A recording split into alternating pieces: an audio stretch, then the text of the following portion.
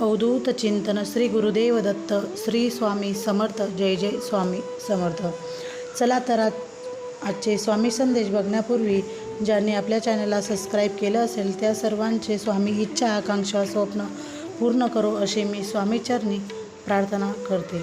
आणि सर्व स्वामी भक्तांना आषाढी एकादशीच्या हार्दिक शुभेच्छा. तुमच्या प्रार्थनेचं उत्तर दिलं आहे. तुमच्या घरात यापैकी कोणती स्वामींची मूर्ती आहे ती एक मूर्ती तुम्ही निवडा. स्वामी सांगतात, आपल्या भक्तांच्या आयुष्यात एक नवीन वाट दाखवणारी आणि शक्तिशाली विचार प्रदान करणारी एक शक्ती आहे. स्वामींच्या विचारांनी आणि संदेशांनी अनेक सेवेकरी यांच्या मनात आत्मिक शांती, आनंद आणि यश प्राप्त करून दिले आहे. भक्तिमार्ग आणि निस्वार्थी लोकसेवा, प्रेम, श्रद्धा आणि सत्याच्या मार्गावर चालायला शिकवले आहे. स्वामी समर्थांचे संदेश आपल्याला आत्मशुद्धी, मनशांती आणि ईश्वराच्या सेवेत समर्पित होण्यात मदत करतात.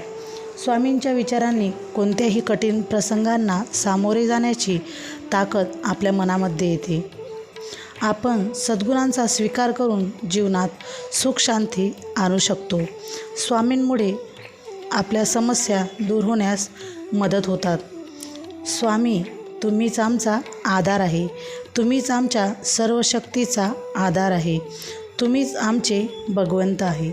स्वामी सांगतात, माणसाच्या मनात श्रद्धा असेल तरच याच्यावर आमची कृपा दृष्टी कायम असते. स्वामींच्या भक्तीवर प्रेम करा, हेच तुमच्या खऱ्या भक्तीचे सार आहे.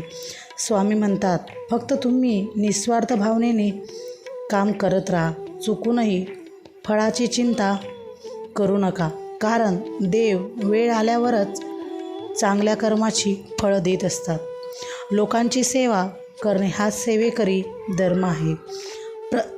तुमचे प्रत्येक कर्म आणि आयुष्य घडवत असते. मित्रांनो, खरंच सांगते, जर तुमच्या मनाला शांती हवी असेल तर श्री स्वामींच्या चरणी शरण जावं. स्वामी म्हणतात, चुकूनही तुमच्या कर्तव्यात खंड पडू नये. तुम्ही योग्य आचरण करा, हाच तुमचा खरा धर्म आहे.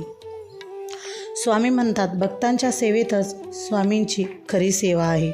स्वामींच्या मते सर्वांनी सद्गुणांच्या मार्गावर चालायला पाहिजे, कारण तेच लोक सदैव यशस्वी होत असतात. प्रत्येक सेवेकरी माणसाचा आनंद हा स्वामी सेवेतच असतो. स्वामी सांगतात, दूर करा तुमच्या मनातली वासना व लोभ, हेच तुमच्या मनातील मूळ कारण आहे. मनाची शांती करायची आहे ना, तर करा मग निस्वार्थ भक्ती, लोकांची सेवा आणि आदर ठेवूनच स्वामींच्या चरणी पूर्ण विश्वास ठेवा. स्वामींवर विश्वास ठेवा आणि प्रामाणिक राहा. तुमचे कार्य नक्कीच सफल होईल. मनाची शुद्धता असली की सर्व कामे मार्गी लागतात, असे स्वामी सांगतात. सर्व काही शक्य आहे जर स्वामींवर तुमचा ठाम विश्वास असेल. स्वामी कृपा सदा सर्वदा. स्वामींच्या कृपेने आणि मार्गदर्शनाने तुम्हाला सर्व अडचणींवर मात करण्याची शक्ती मिळते. स्वामी सांगतात, लोकांचे प्रेम आणि देवावर श्रद्धा असेल तर जीवनातील सर्वश्रेष्ठ मार्ग आहे. सर्वांनीच योग्य वर्तन आणि सात्विकता ठेवा, तुम्हाला आपोआप प्रेम मिळेल. तुम्ही भक्तीच्या मार्गावर चालण्यासाठी निस्वार्थी भावना ठेवा. साधना, तप यामध्ये सातत्य ठेवत चला, तुम्हाला याचे नक्कीच फळ मिळेल. स्वामी म्हणतात, जर दुःखाला आणि संकटांना सामोरे जायचे असेल तर आपल्यात धैर्य असणे खूप आवश्यक आहे. 108 मण्यांच्या माळेचा जप करताना मन भटकते, पण नोटांचे बंडल मोजताना मन जागेवरच असते. किती विचार करण्यासारखा प्रश्न आहे.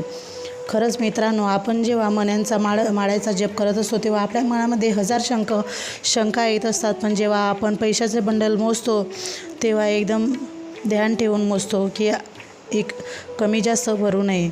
लक्षात ठेवा मित्रांनो, मग तुमचं मन स्वच्छ ठेवा. इथे हिशोब हा कमाईचा नाही तर कर्माचा होत असतो. स्वामी म्हणतात, जर तुमचे कर्म चांगले असले की तो कधीच संपत नसतो. त्यांच्या आयुष्यात अडचणी येतात, पण त्या तात्पुरत्या असतात. त्या येतात आणि एक चांगला अनुभव देऊन जातात. परमेश्वरावर मनातून विश्वास ठेवा. तो योग्य वेळ आल्यावर एवढं काही देतो, तुम्हाला परत नाही मागायला उरतसुद्धा नाही. जीवनात समाधान शोधा आणि आनंदी राहा, कारण अपेक्षा तर कधीच संपत नसतात. स्वामी म्हणतात, भिवू नकोस, मी तुझ्या पाठीशी आहे. मग तुम्हाला चिंता कशाची आहे? माणूस जेवढा मनाने मोठा असतो ना, तेवढाच तो मनानेही मोठा होत जातो. स्वामींचा विचार कायम लक्षात ठेवा. मनाने मोकळे आणि स्वभावाने सरळ, पण मात्र कधीही जीभ मोकळी सोडू नका, नाहीतर शब्दांचे घात होतील. सर्व नातीगोती माझी, पण अपार निष्ठा आणि विश्वास हा माझ्या स्वामीरायांचा आहे. स्वामी म्हणतात, प्रत्येक दिवस हा शुभच असतो, फक्त गरज असते त्या दिवसाची चांगली सुरुवात करण्याची. स्वामी सगळ्यांना सांगतात, आयुष्य फक्त तुम्ही चांगले कर्म करत जा. तुमचं चांगलं करायचं काम हे स्वामी म्हणतात ते तुम्ही माझ्यावर सोडून द्या. तुम्ही माझे सर्व काही आहे. मी फक्त तुम्हाला मार्ग दाखवत राहीन. फक्त तुमच्या ठायी तुमच्याशिवाय माझे स्वामी या जगात दुसरं कोणी नाही. आयुष्यात नेहमी लक्षात ठेवा, काही वाईट लोक अनुभव देऊन जातील आणि काही चांगली लोक साथ देऊन जातील. फक्त स्वामींवर हा तुमचा विश्वास कायम ठेवा.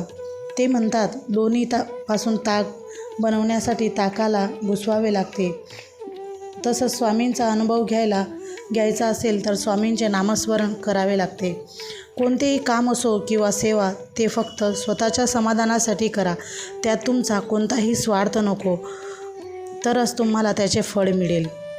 तुमचं स्थिर मन हेच तुमच्या आयुष्यातलं महत्त्वपूर्ण ब्रह्मास्त्र आहे. स्वामी म्हणतात, जी लोक फक्त पैशाला मोजतात, किंमत देतात ना, त्यांच्या आयुष्यात चांगली लोक कधीच जास्त काळ टिकत नाही. स्वामी सांगतात, जीवनात झालेल्या त्रासाला विसरून पुढे जायचं असतं, पण मात्र त्यातून शिकलेला धडा कायम लक्षात ठेवायचा असतो. ते म्हणतात ना, सर्व ग्रंथ वाचल्याशिवाय संत समजत नाही आणि संत समजून घेतल्यावर भगवंत समजायला वेळ लागत नाही. स्वामी समर्था माझी आई, ठाव द्यावा पायी, तुझ्या विना आम्हा कोणी नाही. शुद्ध अंतकरणाने नामस्मरण केल्यानंतर स्वामींच्या कृपेचा अनुभव येईलच आणि नामानेच अंतरंग शुद्ध बनेल. डोळे बंद केले की स्वामी तुम्हीच दिसत असतात.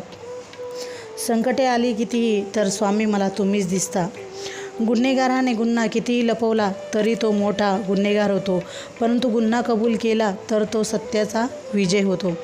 प्रत्येक चुकांची माफी ही स्वामींच्या चरणी मिळत असते, परंतु तो एकदाच मिळते, पुन्हा नाही मिळत.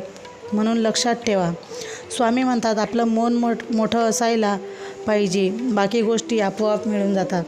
स्वामी सांगतात, जे काही मिळाले त्याचे आभार मानावे देवाचे, मग ते चांगले असो किंवा वाईट, कारण ते आपल्या कर्माचे फळं आपल्याला मिळत असतात. स्वामी सांगतात, ठेच लागतच राहील म्हणून हिंमत हारू नका. फक्त कठीण काळात साथ देणाऱ्यांची किंमत लक्षात ठेवा. स्वामी तुम्ही साऱ्या जगाचा पालनहार आहे. तुमच्या कृपेने आम्ही सुखरूप आहोत. जिथे संपते आपले प्रयत्न, तिथूनच साथ देता स्वामी राया तुम्ही आम्हाला. स्वामी म्हणतात, कोणाच्या भरोशावर राहू नको. तुझे काय स्वतः कर, नशीब स्वतःच्या हातातच आहे. म्हणून आपण आपलं सर्व काही आपल्या हाताने करायचे असते. दुसऱ्याच्या भरोशावर राहू नये.